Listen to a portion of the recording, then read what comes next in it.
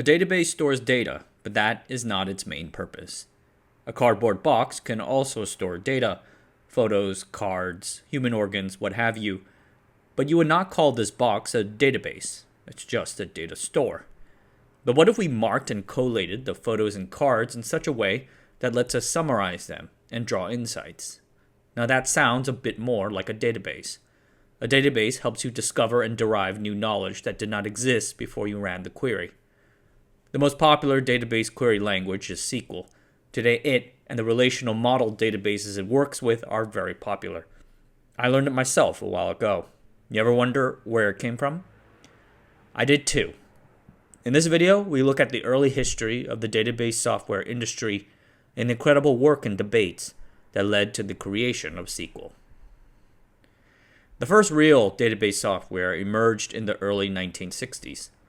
The Integrated Data Store, or IDS, was created by Charles Bachman and Homer Carney of General Electric. Bachman had been hired from Dow Chemical to work on a transaction-oriented processing system for GE's low-voltage switchgear department. They wanted something that can process all the transactions coming in day and night, new orders, new factory feedback, queries. So Bachman put together a series of things that had appeared in previous research papers. These would be seen as critical pieces of modern databases. A data model that mapped how users will see or interact with the data to how that data was actually being physically stored within the computer hardware. A data description language that defined the database's structure, so kind of like a blueprint of how data in the database should be stored and related to each other, with the constraints defined in case someone tried to insert something wrong. A database manipulation language that allowed users to manipulate the data. The key actions were store, retrieve, modify, and delete. Bachman finished the first version of IDS in 1961-1962. It was adopted internally in 1963 and then later distributed free of charge to customers of the GE200 computer. Remember, this was before IBM unbundled software and hardware, so few people paid for software back then. The GE series computers kept on using the IDS even after GE sold their computer division to Honeywell and then Bull. Bull computers are still used in the Norway banking industry, so as of 2009, there are courses teaching Bull IDS/2, an upgraded version. There were a few other major database softwares back in the 1960s. B.F. Goodrich, the tire company, their computer division later rewrote the IMS software to create the Integrated Database Management System, or IDMS. And Syncom's Total Database product was also quite prominent in the day. Founded back in 1968, the company seems to be still around today, one of the bigger independent software companies out there. Its founder, Tom Nyes, is the longest actively serving computer industry CEO, which is pretty remarkable, over 55 years. Anyway, the IMS, IDMS, and I think the Total Database too practice what is called the network model, or codicil model of databases. In this model, each data record is represented as a node within space and can have multiple parents and children. Over time, you get a network, which offers a great deal of flexibility that has upsides and downsides. In order to get the record you want out of this network, then you needed to write a query that entered the database at a certain point and then navigate to the right one. So, if you wanted to find a blue tag deer in a Nara park, then the query would first say something like find park in Nara. You then get a set of records of deer in the park. Now you iterate through them one by one, writing code to check the deer tag records for a blue tag. In 1973, Bachman received the ACM Turing Award, considered by me to be the Nobel of Computing, for his outstanding contributions to database technology. He was the first recipient without a PhD. At the acceptance ceremony, he gave a speech titled The Programmer as a Navigator. It urged us to think of the database software and its programmer as navigating this network space, trying to find the right data record for its purpose. Another major database software of the day, released in 1968 with its popular System 360 line of computers, was IBM's Information Management System, or IMS. I know, IDS, IDMS, IMS, it can all get very confusing. IBM originally created the IMS in 1966 at the request of NASA for the Apollo space program. It was used to keep track of the bill of materials for the 2 million parts inside the Saturn V rocket.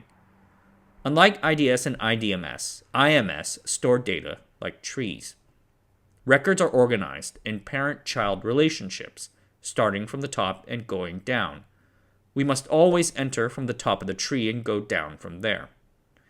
A record can have children below it containing the extra information associated with the parent item, which can be accessed using pointers. For more information about how IMS worked and its shortcomings, I suggest this October 2017 article by 2-Bit History. Not unsurprisingly, IMS is still developed and used today in banks, insurance companies, hospitals, and whatnot. It is one of IBM's top-performing products, probably because it is very fast and can process hundreds of thousands of transactions each second. So the hierarchical model, as it is called, worked well, but it suffered limitations. For instance, it allowed for one-to-many relationships, but not many-to-many relationships. And since we must always enter the data from the top of the tree, we must always traverse the tree to get to a certain data point. If the tree is deep, then it might take some time. If we wanted to change that, like to optimize it, then we would need to plant new trees, metaphorically, not literally. But now that means we have duplicate trees storing the same info just in a different order, which is annoying. What can we do? The year IMS made its big debut, a British-born American citizen named Edgar Frank Codd, he goes by Ted, took a big look around the database world and was disappointed by what he saw, and decided to try something new. Born in 1923 at the Isle of Portland in Dorset, England, Ted Codd was the youngest of 7 children. His father was a leather manufacturer and his mother a school teacher. He was educated at Oxford as a mathematician, which later influenced his approach to databases. During World War II, Codd flew bomber planes for the Royal Air Force, likely rising to the rank of flight lieutenant. His flight training was in the United States, and he seemed to have enjoyed it there. After the war, he went to the US and joined IBM. In 1953, he transferred to Canada to help set up a data processing department for IBM. Per his obituary, his primary reason for doing so was to escape the oppressive atmosphere of the McCarthy era. In Canada, he had a small staff of programmers, and they worked on a program to solve differential equations for an air-to-air guided missile. His staff remember him as a pleasant and hard-working individual who had high standards for his staff and treated them fairly. He returned to the United States in 1957, earning a PhD at the University of Michigan, Ann Arbor. After that, he joined IBM's research laboratory in San Jose, which did R&D on disk drives. There, he began his theoretical work on databases, basically by himself. In 1969, he published a game-changing paper, Derivability, Redundancy, and Consistency of Relations Stored in Large Databanks. That was an IBM research paper that circulated only internally. A year later, he publishes a relational model of data for large shared databanks. This 1970 paper is far more well-known, but many of its ideas were already in the 1969 paper. In these papers, Codd proposed a new approach for storing and accessing data within computers. He called it the, quote, relational data model, end quote. What is that? Let's talk about it. IDS, IMS, and IDMS represented their data using pointers and records. So if we have a set of records for a company's employees and their departments, we would have a record for a department. The department record would have that department's name, building number, so on. Now we want to store who the department employs, their employee. That is held in another set of records, which contain the employee's name, salary, birth date, and so on. To link the department with the employee, what we would do back then is to set up pointers that link the former to the latter. The database's structure is defined by how all of these pointers are set up, which is often done by the database's original architect per their whims. Remember what I said earlier about the IMS hierarchy tree system? If the information we want is very deep down the hierarchy, then we might have to traverse through a whole lot of pointers to get to the info we want. We would also have to know how those pointers are set up and where they lead. This is all annoying. COD's relational data model seeks to do away with that. It starts with a single tenet. All information in the database is to be represented in one and only one way, namely by values and column positions within rows of tables. So if we go back to the prior example we just talked about, information relating to the company's departments will be put into a table. This use of tables makes the data quote-unquote structured. Each row in the department table represents an individual department, and each column within that row contains values for that department, name, building number, what have you. A similar table will exist for employees. How do we link together values in the departments and employees tables without the use of pointers? Both tables would have a shared value column that match up, creating an association. The department table would have a column with a unique ID on it, department number or ID. This is what we call the primary key, and it is unique to the row. The employee would have a column on its table called department ID. The ID of the department employing the employee would go here. This is called the foreign key because it represents a relationship to a foreign table. Through the use of these foreign keys, all kinds of relationships, one-to-one, one-to-many, many-to-many, can be created. These would be accomplished through the use of joins. If you recall, Charles Bachman, the creator of IDS, popularized the idea of the programmer as a navigator. The database, guided by the programmer, needed to traverse networks of links and pointers to get to the right node of data. This was the concept that won Bachman his Turing Award. COD did not like this idea. As his colleague Donald Chamberlain later put it, he felt that the navigational approach required the programmer to really know the database and its network, like a captain on the stormy seas. COD, despite having a fishy name, did not want this. Data queries shouldn't have to require the programmer to know the database so intimately and to keep all that information in their head. The computer should figure that out on its own. The programmer should only have to tell the computer what they want. So his relational data model separated the data's physical representation from its logical design. The programmer no longer has to think about pointers or links, but rather the abstract relationships between things they want, like departments and employees. COD called this idea data independence and believed that it would boost productivity as the programmer would now only need to internalize a single consistent system, and the resulting queries were indeed short and easy to understand. He also pitched it as a way for IBM to sell more hardware. This relational data model would enable more average people to ask questions about their data, which translated into more hardware sales for IBM. COD's papers reverberated through the academic world, but did not make a big impact in the commercial space right off the bat. After all, those companies already had their navigational databases, and there wasn't actually a software implementing his ideas yet in existence. And COD had little interest in the nuts and bolts of software. He preferred being a visionary, traveling the world promoting his ideas. He did indeed convert people. In 1972, two IBM employees, Donald Chamberlain and Ray Boyce at Yorktown Heights in New York, saw examples of COD's queries and were won over, but they did feel the ideas were very math-heavy and not friendly to non-mathematicians. Too many Greek letters. So they took a crack at a data query language to do something like what COD advocated, but without all the complicated Greek. The language was called Square, or specifying queries as relational expressions. By now, there were multiple projects across IBM working on COD's ideas. By the end of 1972, IBM management decided to consolidate all the teams on these projects to the San Jose lab. Chamberlain, Boyce, and others moved to California so they can work with COD himself.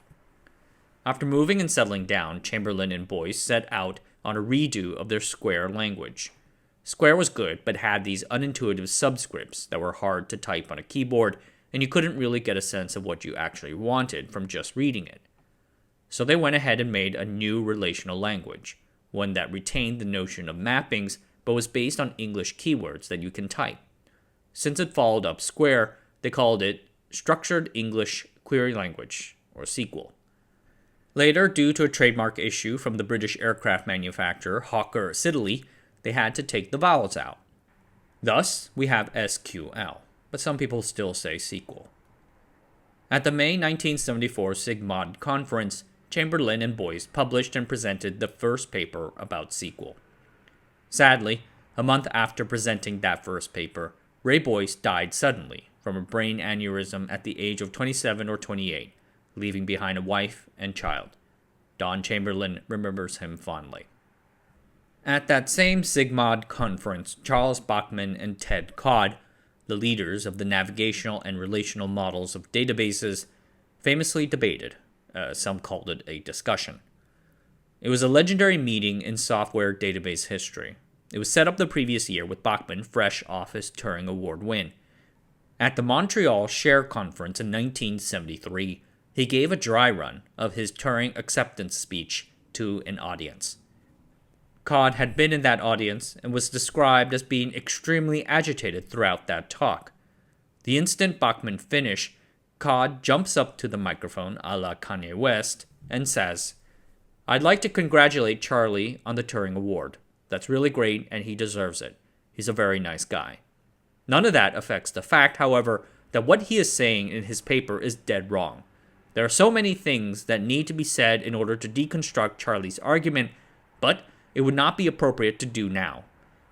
So instead, I would like to issue a challenge that Charlie and whoever else he wants meet with me, and I'll have some support at the next share meeting, and we'll have a formal debate on these matters. The debate time was pushed from the next share meeting to the aforementioned SIGMOD conference, now SIGMOD/pods. Codd apparently studied and prepared a great deal for the debate/not debate, while Bachman and his acolyte did not. It was set up as presentations given by the two with accompanying presentations from their supporters. Codd argued that the network/codicil model, as well as the hierarchy model, was too complicated to be practical. It would be hard to optimize and too inflexible for most situations. For instance, take a marriage ceremony. Recording a ceremony would have the IDs for the bride and groom, or groom, or bride, whatever have you. But then, with a network model database, we would need to add the minister too, wrapped up in the network or tree in the case of IMS, inadvertently and hilariously making every marriage a three-way, database-wise. Bachman and his followers argue back that the relational model cannot be implemented efficiently. Their network model can do tables too, and so on. Who knows how it really turned out, but the academics in the audience seem to have been more swayed by Codd's logical arguments, at least according to Codd's friends and followers. Michael Stonebreaker, database pioneer and inventor of Ingress and Postgres, had been there and said that neither side made their point very clearly. In 1981, Codd received the Turing Award too, less than a decade after Bachman's. It's an indication of just how fast the computer and software fields were moving in those days. Two ideas, so opposed to one another, getting the same prestigious award so soon. That kind of amuses me. But going back to 1974, there was one thing Bachman's side did have at the debate: real products in the field. Codd might have presented some fantastic ideas that showed potential, but relational model database software of the time was seemingly nowhere to be found. But that was soon about to change. The multi-billion-dollar database software industry was about to take off. There actually were a few relational model database softwares under development at the time at IBM and UC Berkeley, slowly working their way through things. But it took the rise of a vicious new competitor in the late 1970s to open everyone's eyes to the bonanza in front of them. The industry rapidly adopted the relational data model and SQL thereafter. That commercialization would create some of the richest men in the world, a story for another video. But the progenitor of those ideas, Ted Codd, did not share in those gains. Codd became an IBM fellow and retired at the age of 61 after suffering injuries from a fall. After that, he did some consulting, making a good living, but nothing like the millionaires and billionaires who became generationally wealthy from his ideas. He passed away in 2003 in Florida at the age of 79 years old. Charles Bachman passed away in 2017 at the age of 92. Amazing lives, and the products that have sprung from their ideas live on to this day. All right, everyone, that's it for tonight. Thanks for watching. Subscribe to the channel, sign up for the Patreon, and I'll see you guys next time.